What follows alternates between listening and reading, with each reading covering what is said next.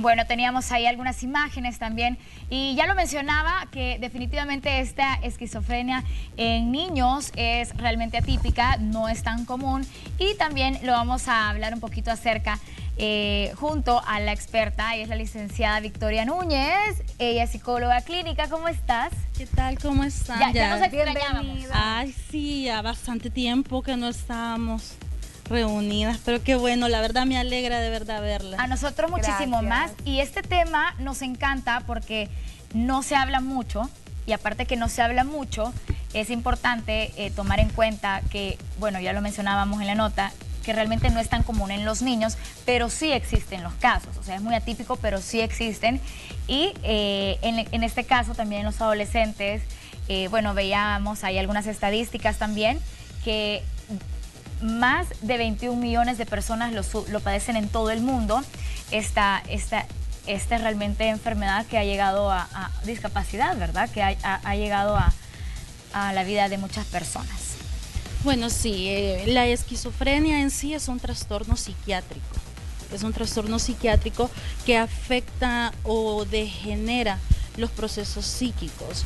Los procesos psíquicos, estamos hablando del pensamiento, del lenguaje, de la motivación, de la atención, de la memoria, de la percepción, de las emociones, y afecta también muchas funciones neurológicas, afecta áreas importantes de la vida del paciente psiquiátrico. Y antes de ahondar un poco más en el tema, por ser un trastorno psiquiátrico, se trabaja con un equipo multidisciplinario. La cabeza de ese equipo multidisciplinario es un médico psiquiatra, que es el que dirige, porque si bien es cierto, dentro de este equipo habemos psicólogos, también hay trabajadores sociales, hay terapistas ocupacionales, hay enfermeras, entonces, pero la cabeza en sí es el médico psiquiatra, que es el encargado de llevar el tratamiento farmacológico. Nosotros damos un apoyo, somos parte del abordaje que se le da al paciente esquizofrénico. ¿Cómo se puede saber que una persona es esquizofrénica? ¿Presenta algunos síntomas? La sintomatología de un esquizofrénico es bien característico, los delirios, las alucinaciones, sus problemas, sus cambios conductuales, el cambio en el lenguaje, y lo diagnostica pues el psiquiatra, y se valora mucho qué tanto perduran esos síntomas en el tiempo. Tienen que durar alrededor de unos 6 meses, tienen también que haber afectado la vida. Para que sea un trastorno tiene que afectar nuestra calidad de vida, nuestro funcionamiento, dejamos de ser funcionales. ¿Cómo? ¿Hasta el punto de hacernos daños a nosotros mismos, o estamos hablando de otra cosa? Bueno, de hecho, el paciente esquizofrénico enfrenta, sus retos son enfrentar como la resolución de problemas sencillos para nosotros. Tanto así que muchas veces no pueden cuidarse ellos mismos, se pueden causar daños a ellos mismos. ¿Hay una edad específica en la que empieza este tipo de trastorno, o no hay edad? ¿Influye también lo genético, algo hereditario o no? No hay bueno, hay, como la nota decía, sí se presentan casos de esquizofrenia infantil, pero es bien rarísimo que se dé. En la edad se presentan los primeros síntomas en la edad adolescente, en la etapa de la adolescencia y la edad adulta. La esquizofrenia siempre aparece antes de los 45 años, pero una edad en específico no hay. Ahora, las causas, no se tiene una causa que se pueda decir eso se debe a, sino que hay muchas teorías, hay muchas hipótesis, así como hay quienes afirman que la parte genética cumple un papel muy importante dentro de el desarrollo de ese trastorno. También hay quienes afirman que el entorno social, familiar incide, y pues la parte neurológica, también las estructuras cerebrales pueden incidir en el desarrollo del trastorno. Hablemos sobre uno de padre de familia. O sea, uno de padre de familia, bueno, en este caso ya escuchamos de que es atípico, no es tan común, pero ¿a qué edad realmente surge, o a qué edad nosotros vamos identificando como papás o como mamás que nuestro hijo está teniendo comportamientos que no son Catalogados normales. catalogados normales, porque no me gusta esa palabra, no sé cuál podría utilizar en vez de normales. Funcionales quizás o atípicos. Habituales, ajá, sí. Pues Atípicos, funcionales. atípicos. Creo que es importante porque creo que, verdad, es importante poder tener las palabras correctas para poder decir, hablar este tipo de temas que creo que muchas personas ignoramos o no tenemos la suficiente forma de expresar también con estos problemas o no. Entonces, si uno que tal vez va ahí medio leído, pero tal vez hay papás que jamás se han tomado el tiempo de observar a sus hijos porque pasan trabajando o de 8 a 7 pasan con la abuelita son reconsentidoras. Y una de las cosas que me llamaba mucho la atención era que también habían problemas de lenguaje, de atención, si caminó tarde, si gateó tarde, o sea, tantas cosas que realmente si yo veo el historial de mi hijo, yo digo, puchica, entonces, y también el de mis sobrinos, ¿verdad? Y el de todos. Entonces yo digo, ¿cómo entonces yo tengo que alertarme, por lo menos, para poder ser observador como padre de familia? Que ya llega la adolescencia y es como, o llega la adolescencia siendo una persona con formas funcionales, ¿cómo es? De manera Típica, comportamientos atípico. funcionales. ¿Se da de la nada? ¿Se da de repente? Bueno, en la edad, en edades tempranas, estoy hablando desde mi muy particular punto de vista. Repito, es bien raro ver, y no quiero caer porque nosotros tendemos a escuchar una sintomatología y decir, ve, eso le estoy observando yo a mi hijo, o ella es esquizofrénica. Entonces, seamos como muy prudentes en ese sentido. Sí creo que los primeros síntomas aparecen en la adolescencia, porque enfoquémonos en lo que nosotros vemos mayormente, que hay diferentes tipos de esquizofrenia, pero la que se ve más frecuente es la paranoide. Entonces, en la edad de la infancia, en la etapa de la infancia, pues se tiende a confundir. De hecho, aún en los mismos tipos de esquizofrenia, que son 5 tipos de esquizofrenia, hay sintomatologías o cuadros mixtos, le llamamos nosotros, que el síntoma de un tipo de esquizofrenia se presenta en el otro. Entonces ahí hay que ser muy prudente. En la etapa de la adolescencia sí ya se pueden presentar como mayores síntomas, como un lenguaje confuso que no le logramos entender, o movimientos catatónicos o mutismo, es a repetir y repetir los movimientos o quedarse ¿Cómo de repente. ¿Qué te digo? Hay gente que le gusta estar como esquizofrénicos, que están subiendo el pie, bajándolo, subiéndolo, bajándolo, y en ese, o moviendo la mano de alguna determinada, o moviéndose ellos, todo su cuerpo. O sea, hay diferentes, o sea, la sintomatología en los pacientes esquizofrénicos es tan amplia, es amplia, amplísima. Entonces, los movimientos pueden ser diversos. Y esas son como las primeras cosas que debemos de observar. Si tiene un lenguaje que no le logro comprender, si tiene movimientos raros, de repente se queda quieto, como ausente, o está haciendo esos movimientos, o está repetir lo mismo. Esos son como síntomas o indicadores que nosotros tenemos que prestar atención. ¿Hay manera como de evitar esa enfermedad o no? No hay, hasta donde yo sé, no es curable, pero sí es tratable. De hecho, el abordaje que nosotros damos va enfocado a mejorar la calidad de vida del paciente, y no solo del paciente esquizofrénico, sino también del sistema de familia del paciente esquizofrénico. Toda la familia. ¿Cómo les afecta entonces al paciente y a la familia una vez le han diagnosticado? Bueno, el paciente esquizofrénico tiene su mayor sufrimiento es sentirse incompetente, sentirse discapacitado, sentirse discriminado. ¿Está consciente, licenciada? Sí, ellos logran percibir, tienen distorsiones en su percepción, pero sí Estamos hablando de pacientes que están incluidos en los programas. Muchas veces tienen discriminación incluso de parte de sus mismos familiares. Claro. La afectación de ellos va desde todas sus emociones, su afecto. Entonces sí también incide en la dinámica familiar. No es fácil tener un familiar esquizofrénico en la casa.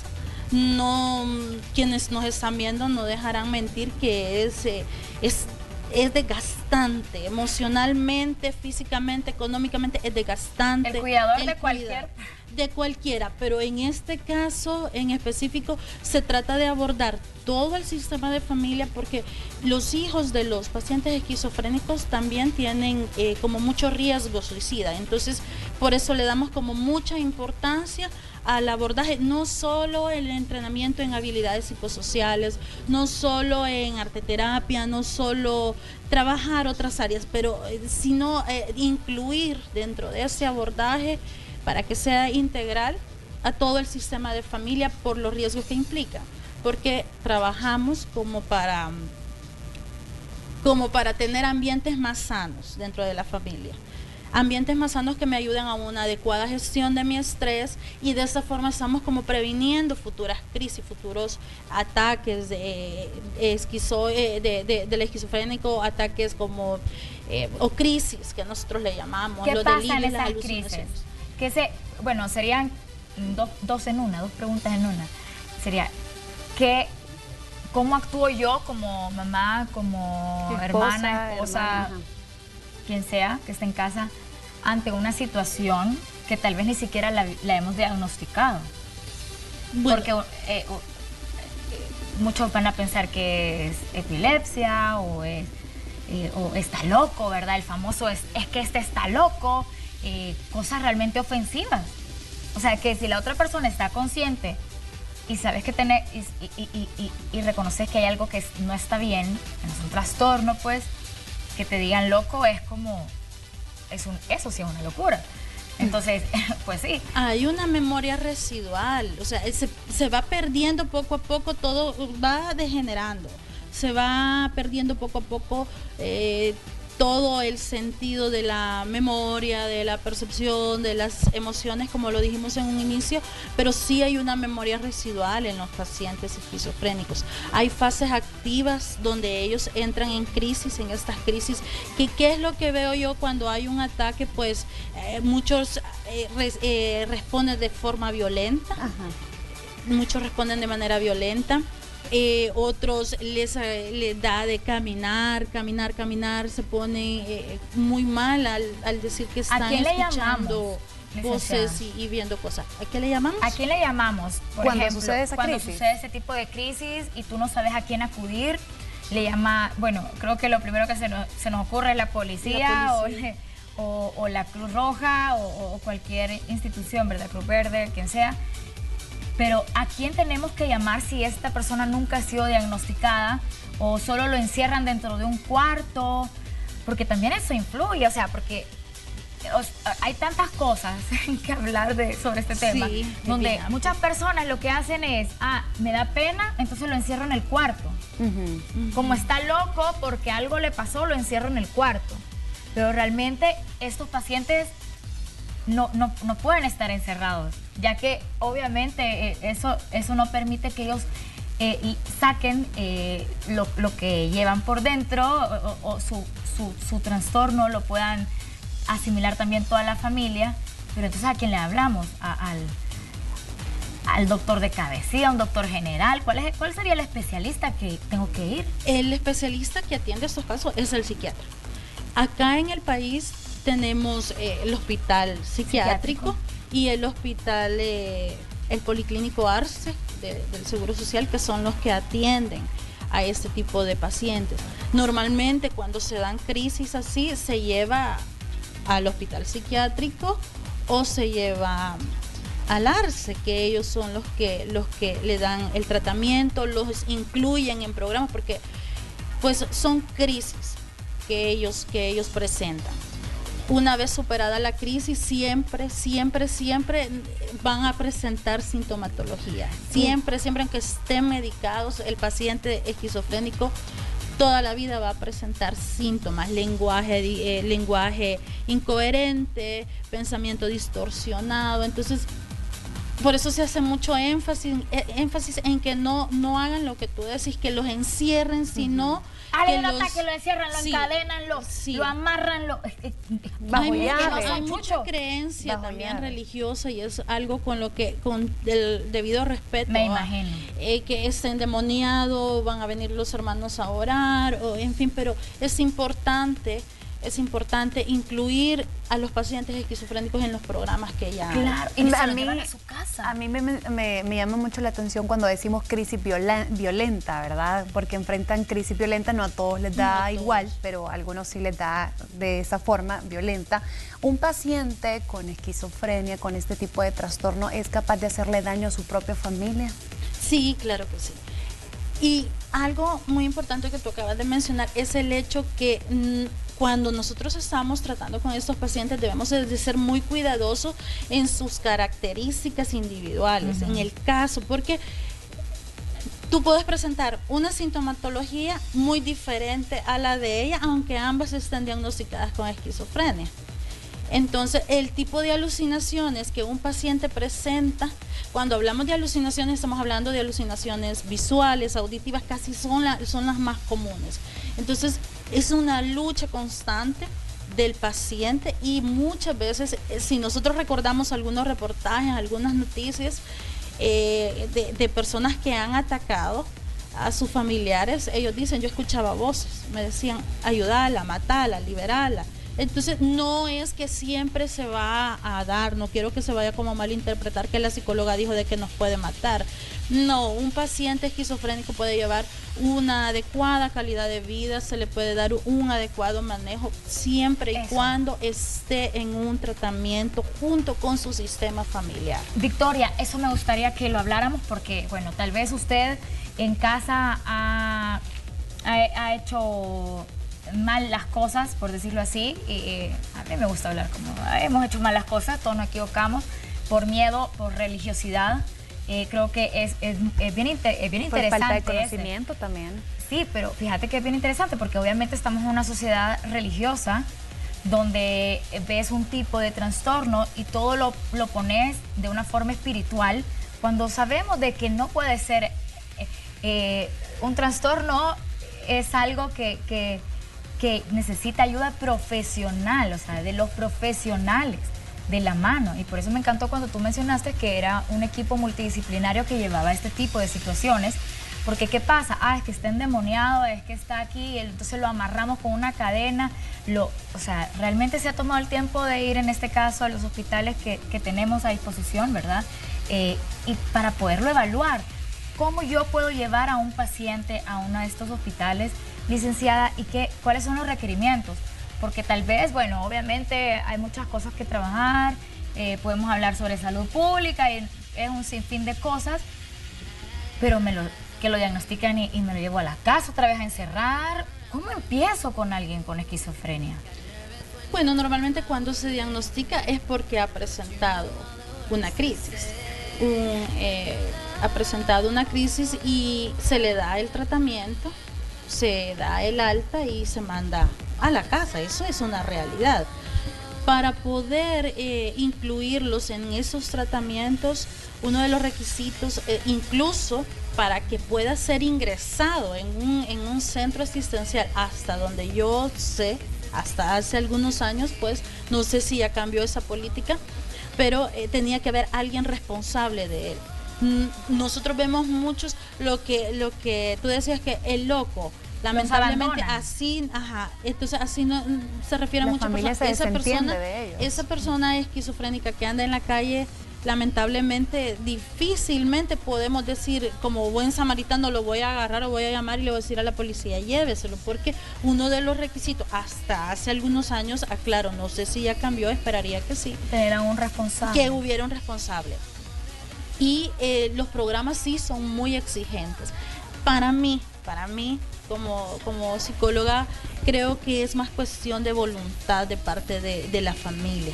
Es más cuestión de voluntad, de decir voy a apoyarlo, voy a estar pendiente, porque se incluye. Y sí, doy fe que son muy exigentes. El equipo es muy exigente en cuanto a tiene que asistir, tiene que estar asistiendo a las reuniones, a las terapias grupales, ustedes tienen también que asistir a las terapias de grupo de familiares.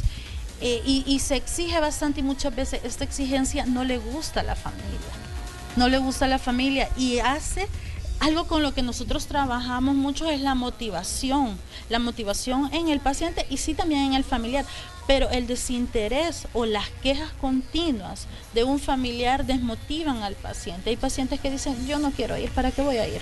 Entonces, lo que se trabaja es eso, trabajar la motivación, la independencia, las habilidades, que pero no las pierdan. estamos hablando que alguien tiene que estar llevándolo. Estamos también hablando de una persona que definitivamente, y estaba también leyendo que hay altas probabilidades que los pacientes de esquizofrenia fallezcan a una edad temprana, porque por el mismo problema de que pueden llegar a lastimarse y todo este tipo de situaciones que tal vez los padres de familia o las personas encargadas no estamos preparados para enfrentar ciertas problemáticas de los seres humanos. Y me llama mucho la atención y al mismo tiempo me duele de saber de que es una persona que al final siempre va a depender de alguien. O sea, esta persona nunca va a ser independiente, pues, de sí. Y es bien... Pero es una calidad de vida, como tú mencionabas. Es como, entonces, si yo amo a mi hijo, yo amo a mi hija, a mi sobrino, a mi tía, lo que sea, a mi mamá, a mi papá, ¿cómo lo voy a dejar tirado? ¿Cómo lo voy a dejar tirado con una enfermedad así y lo voy a ir a encerrar al cuarto y lo voy a ir a amarrar o lo echas a la calle o lo tiras a la calle? Entonces es bien yuca, Vicky. Es que es bien complejo porque también, vaya, claro, nosotros lo vemos así de bonito también, como decir, o sea, sí, el amor a mi familiar, es mi hermano, es mi papá, ¿cómo lo voy a tirar a la calle? ¿Cómo no le voy a dar tratamiento? Pero realmente estar viviendo con un esquizofrénico es agotador, perdón la expresión, pero como repito, quienes nos ven y quienes tienen familiares saben lo desesperante que puede llegar a ser, porque así es, desesperante, y la impotencia de saber que no puedes hacer nada, que ellos están ahí continuamente hablando, repitiendo cosas, tú los ves platicando con alguien y no entendés con quién y les decís cállate ya, porque eso es lo que se da, o sea, esa es la realidad. Es muy bonito decir yo tengo que comprenderlo, ese es el debería de ser así, pero la realidad en a las horas cada de hora es desgastante. Entonces se comprende esa parte en la familia, no siempre están en la disposición, por lo mismo, no siempre es fácil. Por el tiempo. Y no, es que no es fácil, ellos son como muy demandantes, son como muy... Conozco el caso de un esquizofrénico, y es un señor que él tenía su trabajo, como muchos, y bueno, de repente empezó con las crisis, ahora ya está totalmente ya incapacitado en el área laboral, y pues está al cuidado de su familia, pero él trata de ser funcional en algunas cosas, ayudar con tareas del hogar y todo, pero él toda la vida pasa hablando, está repitiendo, si nos estuviera escuchando en este momento, está repetiría todo lo que nosotros estamos diciendo. Cuenta que tuvo como novia a Britney, a otras artistas, a diferentes artistas, él cuenta y eso para él es una realidad. Entonces, es difícil para la familia soportar los delirios y las alucinaciones de su familiar esquizofrénico. Y licenciada, queremos saludar a todos los que nos están viendo a través de Facebook Live y que por cierto están haciendo sus preguntas. Una de ellas nos dice, ¿una persona con esta enfermedad puede curarse por sí sola o no se cura sin medicamentos y puede pasar un tiempo con esa enfermedad y pasar otro tiempo como que si no tiene nada? Como ya lo dijimos, la esquizofrenia no es curable. Eso está totalmente descartado. Es tratable, es controlable la enfermedad. El tratamiento farmacológico es de por vida. Las dosis, pues el médico psiquiatra las va manejando según sea el caso, porque como lo mencioné anteriormente, cada caso es muy diferente a otro. Entonces, sí puede haber como cierto tiempo en que está menos activo, pero nunca va a estar como, ya soy normal, funcional y todo lo que quieran y no se me nota y de repente voy a tener una crisis. Eso sería mentirlo. O sea, la esquizofrenia no se cura, se trata con medicamento de por vida y pues es así. Hay personas que también, se han de preguntar, me encanta que, de verdad, Victoria siempre se pone del lado del cuidador. Me fascina. Siempre que hablamos de este tipo de situaciones. Aquí hay dos puntos de vista, el tuyo y el de Victoria. Que son súper importantes porque tal vez, hemos hablado también de los adultos mayores, ¿verdad? Del cuidado y tantas cosas y creo que hay tanta responsabilidad de un cuidador, sea quien sea. Pero ¿cómo, Vicky, para ir finalizando, cómo yo puedo dialogar, comunicar y también cómo puedo distribuir la carga de un paciente con esquizofrenia? Pues es eso, que todos asuman, por eso yo les decía, es cuestión de voluntad. Pero el problema que se da es que cuando ven un caso, de repente un hermano tuyo es diagnosticado, entonces muchas veces los demás, y ya lo hemos mencionado, vienen y creen que solo con aportar económicamente ya están haciendo mucho y no se trata de eso, sino que se trata justamente de eso, de distribuir la responsabilidad entre todo el sistema de familia. Que yuca, de verdad que, que se me salió que yuca. Que yuca, pero que yuca, Vicky. Que yuca, Vicky. Realmente es como difícil, porque a todos nos toca esa parte de ser un cuidador, quieras o no, de cualquier persona. O sea, es tan sencillo como no estamos ni siquiera preparados para ser adultos mayores, ni nos preparamos para eso. O sea, es tan difícil. Nos preparamos para que nuestros hijos nos mantengan en sus casas o que nos preparamos porque es mi casa y voy a meter a los 3 bichitos con sus 3 esposas y todos sus hijos y al final me ponen en el cuarto del final a mí. O sea, realmente necesitamos estar conscientes de la familia, del cuidado de las cosas que lleva, las responsabilidades que lleva un hijo. O sea, de eso. Entonces, es bien complicado. Y me encantaría que le dieras un mensaje a todas esas personas, tanto a cuidadores de una persona esquizofrénica y también a esas personas que están alrededor, porque hay amigos, hay gente que está metida ahí en las casas y que ya no hay que comer, abrir la refri. Yo me estoy inventando, señora. O sea, son situaciones que pueden llegar a pasar en el día a día y se encuentran con que hay alguien encerrado en el cuarto. Ah, sí, es mi primo. Ah, sí. O sea, que ignoramos, somos parte del problema. Al no darle, no una solución, pues, pero sí guiarlos, investigar, y ya sabes qué es lo que tiene, ya sabes que creo que eso es importante, tomarse bien a pecho esta situación, porque yo sí conozco muchos casos, de verdad, Vicky, yo conozco muchos casos que sus familias, de pisto, los van y los encierran porque les da vergüenza.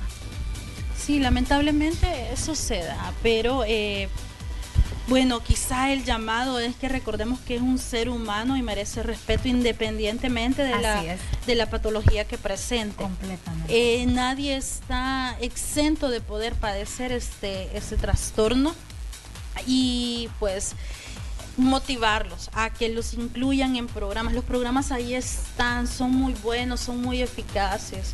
Dediquémosles tiempo. Hay fases, yo le decía, hay una fase donde ellos están activos, que es mejor como mantener un poco la distancia, ser un poco prudentes, pero también hay fases donde tú puedes platicar incluso con ellos, preguntarle cómo se siente, comentar sobre algún programa de la televisión.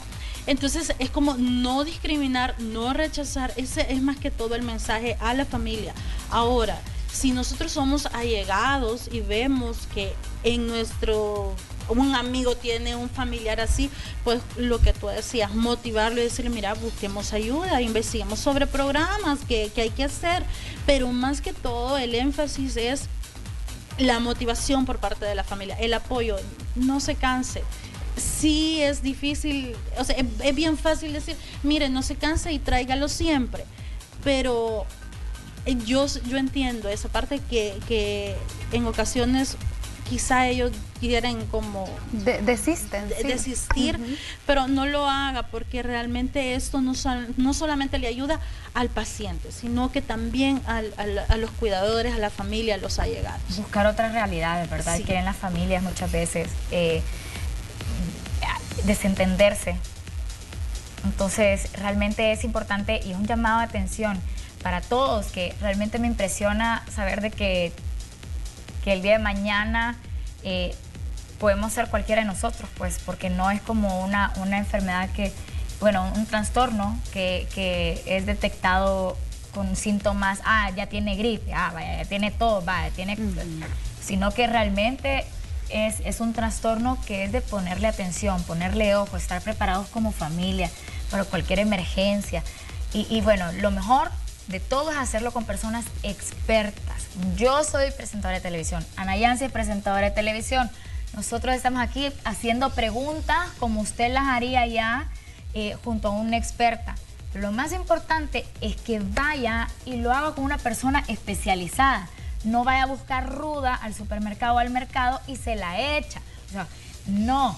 O sea, esta gente está capacitada, ha estudiado muchos años para poder dar diagnósticos certeros, para poderla darle una calidad de vida a estas personas que tienen un trastorno. Entonces, me encanta la parte que menciona Vicky, que hay que respetar y hay que velar por los derechos de las personas con cualquier tipo de discapacidad. O sea, es importante hacerlo y hacerlo con una persona experta. No se vaya con la tía, de la prima, de la abuela, en aquel, No. O sea, realmente es importante, perdón, ya me puse así como medio moderna. Perdón, es que sí. Es que es cierto, es que me impacta mucho porque hay muchas personas de verdad que por religión inventan o por brujería o lo que sea y que le vamos a poner la pata de un gallo en la boca y que no está inventando, hay gente que ha estudiado eso y es por eso que le queremos dar los teléfonos de la experta en este caso, que obviamente es parte del equipo multidisciplinario que lleva atención a una persona con esquizofrenia, y es al 2261-3001 o al 7501-9489 al Centro Clínico Escalón. Si usted necesita mayor información, si usted quiere hacerlo de una forma personal, quiere tratar primero estos temas, porque asimilarlo, y es que me nos falta un montón de cosas. Asimilar que mi hijo, que mi papá tiene un trastorno también son otras 3 horas más.